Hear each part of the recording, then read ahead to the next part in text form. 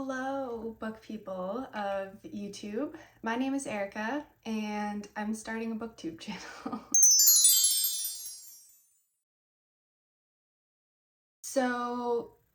The name of my channel right now, starting out, I'm calling it Rick's Reads. You may be wondering, why that? That is not your name. You just introduced yourself as Erica.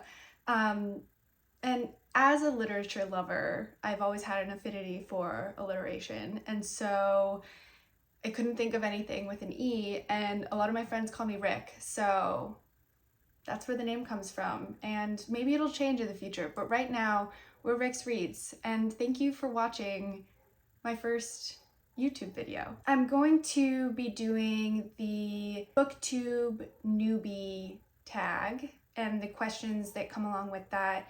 I thought that would be a good way to introduce myself to BookTube and kind of talk about why I'm doing this and what kind of books I like. So without further ado, I'm gonna jump right into those questions. Why did you start this channel? I love talking about books and I love reading books.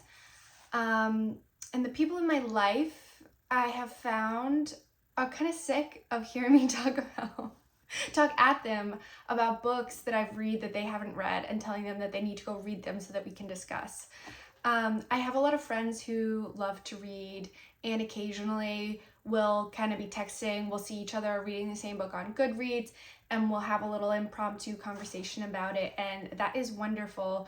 But I would say like 90% of the books that I'm reading, I have no one to talk about them, and I think that as much as I love reading, I think there's something important about talking about a book to help you process what you just consumed. I think after I read a book, a lot of times I have questions, I have thoughts, I have theories, and I think talking about them in some way is an important part of processing that.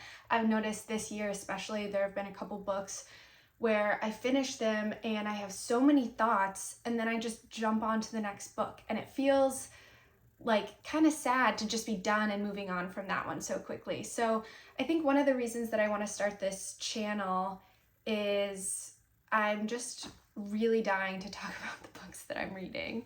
And in my adult life, so like in English class growing up, that was my favorite class. It felt like a book club. I loved being able to talk about books. And then as an adult, I've started a couple book clubs with friends. I'm not currently in a book club. So that part of my life I'm missing it right now. So that's what I've been kind of getting from BookTube, from consuming other people's BookTubes, but made me really want to start my own so I can chat about the books that I'm reading. What are some unique things you can bring to BookTube? So I'm a little uncomfortable with this question for a couple reasons. One of them being, I love BookTube. The reason that I'm starting a BookTube is because I recently became introduced to BookTube I kind of stumbled upon it as a reader. I wanted to see what other people were thinking about books. I wanted to get ideas for new books to read, and I stumbled upon BookTube, and all the BookTube creators that I've consumed so far, they bring a lot of passion, a lot of knowledge, a lot of great taste to the books, and there's a lot of different unique creators already. So I would never want to say like, oh, I'm bringing this, like no one else is doing this. To be honest, I'm just another person who loves books, and I don't think that I'm gonna be bringing anything that people aren't already doing. I'm a huge fan of BookTube and the BookTube creators that are out there already. So I don't think there's anything missing. I'm just another person that wants to talk about books. Is really how I look at it. What are you most excited about for this channel? So as I kind of spoke about, I'm excited about having an outlet to speak about books. That's really kind of top of the list. The other things that I'm excited about, I would say I've never edited a video, so please bear with me. I'm sure this video and the next couple are going to be rough on the editing bits. But I'm excited about, that's potentially a new skill that I'm learning, that I'm going to be learning about how to film and edit a video. I also am excited to try something a little bit new and scary. I think I've never spoken on the internet before about really anything. I've never filmed a YouTube video. And I think whenever you're doing something like a little out of your comfort zone, I think there's something exciting about that. And then also at various stages of my life, I have had the opportunity to have a creative outlet that's actually creating something. So I think books are one thing, but you're consuming that. TV show, you're consuming that. I think that there have been various times in my life where I've actually felt like I'm creating something and adding something to the universe. And it fills me with like a different type of joy and purpose than consuming things. And so I think having a creative outlet for myself is really important for anyone, I think. And so I'm excited for this to be a creative outlet for me to kind of like share my thoughts. I think that's a really important thing for kind of anyone to have, and I'm excited to have this as a new opportunity. Why do you love reading? Lots of reasons. I think a main one that a lot of people talk about is escapism. There's certainly an aspect of that. Sometimes it's fun to transport yourself to a faraway land where your problems don't exist. And you can just fully immerse yourself in some other story. So I think that's an important part of reading that a lot of people talk about. But I also love to use books as a way, so when I'm traveling, I love to use books to learn about the place that I'm going to be traveling to. And I don't mean that in a way where I like to get a travel guide, although I think those are great too. But I love to buy books by authors that are from a certain place that I'm traveling to. I think that it's a great way to kind of transport myself mentally before I transport myself physically. And then I'll get more out of my trip, I think, when I have kind of started to get an idea of, you know, some POVs from that country or place that I'm visiting prior to going. So I love the idea that a book can kind of transport you to a different place while in the comfort of your home. So I think that's a really cool thing about books. And then I also just love that I think authors, they're usually really smart, introspective, interesting people who are publishing books. And I think that reading is a way for me to get out of my own brain and think about the world in a different way, kind of through the lens of an author, through the characters that they're writing. And I feel like reading is a more active participant in reading versus more of a passive participant in, say, TV shows, movies, podcasts. And because I feel like a more active participant in that story, I think that it breaks up my own thought patterns and forces me to kind of think differently, more so than other types of media that I'm consuming. So that's another reason that I love reading. Next question.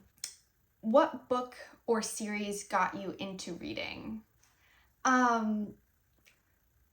So I think the first book series that I ever really got into was Magic Tree House. I was obsessed with Magic Tree House when I was younger. So that was probably the first series. And then I went on to a series of Unfortunate Events also as a young child. Actually so young that my brother and I had both been reading the series, and for any of you unfamiliar with the series of Unfortunate Events, it's a 13-book series. I had read 12 out of the 13 books, and I remember my mom coming home and being like, oh yeah, I've been talking to some of my mom friends, and I think that this series, it's not appropriate for you. It's like dealing with some like dark topics, and like you should wait till you're a little bit older. Like it's not like good for someone as young as you, and you can't read the series. And I was like, Mom, I have read 12 out of the 13 books. It is too late for that. I've already consumed it. You cannot do this to me now. I need to read the 13th book. So I think she let me. Yeah, I was very young when I was reading those, and I freaking loved a series of Unfortunate Events. I was obsessed with those books. And then like obviously I got into Twilight later on, probably in like 7th grade. So Yeah, those are, it asked for one, I gave you three. But those were some of the early book series that I loved growing up. What questions would you ask your favorite booktubers? That is such a good question. If I were sitting down with a fellow booktuber, I think I would ask, how do you know that what you want to talk about is interesting to other people? That would be one of my questions, just because I would want to make sure that like what I am talking about is interesting to other people, but also like I just want to talk about books. So hopefully that would be interesting. But I think I would ask them about, how do you know that what you're putting into a video is gonna like resonate with other people? And then I would ask, I mentioned that I'm very new to the whole video creating process, so I think I would have a million technical questions for people as well, because all of that is completely new to me.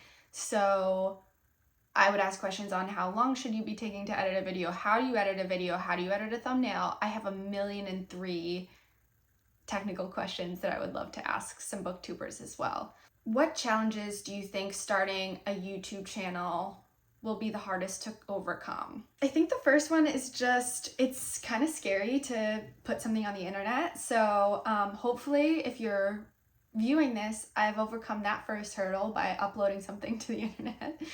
And then I think also it's hard for me to listen to myself speak. I did say that I love to talk, but I'm uncomfortable listening to the sound of my own voice. So I think this will be like a healthy exercise for me in, maybe I'll learn about some verbal tics that I have that I'm not comfortable with, and that'll be a good learning opportunity for me. But I think it's going to be challenging for a while to have to listen back to myself speaking. I don't know if you've ever called your phone and heard your voice on your voicemail, but I'm like, who is that? That's not what my voice sounds like. Or like in the background of videos, it's really hard for me to hear the sound of my own voice. So I think that's going to be tricky, because I'm going to be listening to myself speak through videos. So that'll be a challenge for me. When did you start reading? I think even before I was reading books, my family's always been a big storytelling family. So my grandparents, my parents, and my aunts and uncles, growing up, they would tell me and my siblings stories like before we went to bed, either, or just when we were being rambunctious. It was a way of entertaining us. They would tell us stories, either a retelling of an existing story, or they would make stories up kind of with us as the protagonists. So I think I grew up really lucky that I had a storytelling family, and I think that naturally translated into books later on, because it was that oral storytelling that I got through my family members, and then once I could read on my own, I translated that into books. I remember at an early age reading The Giving Tree and being wrecked by that book. Obviously, it still can completely destroy my emotions. I also read, I think every other Shel Silverstein poetry book. So yeah, I think listening to my family tell stories, and then just Magic Treehouse, Shel Silverstein. I was reading from a pretty young age, or even before that, telling stories, listening to stories. Where do you read? I don't know if this is like a literal place that they're wanting to know, but I'm gonna answer it literally. I have a chair downstairs in my house by the window, and every morning I'll wake up like extra early before work so that I can read a little bit to get my day started before going to work. So I sit in that chair, and I sit like sideways in the chair with like my feet up on the chair with my coffee in the morning. And I love, if I can, try to start every day reading in that chair downstairs. And then I also try to read every night before I go to bed. I've tried swapping my scrolling time to reading, and I feel like I sleep a lot better, and my brain kind of works better if I'm reading before bed rather than scrolling. So every night before bed, I try to read a little bit. And then I love coffee shops. I love reading in coffee. I actually love coffee, just generally, but I also love reading in coffee shops too. So if I'm able to on the weekend, I love to go to a coffee shop and read. Okay, final question, and the trickiest question yet. What kind of books do you like to read?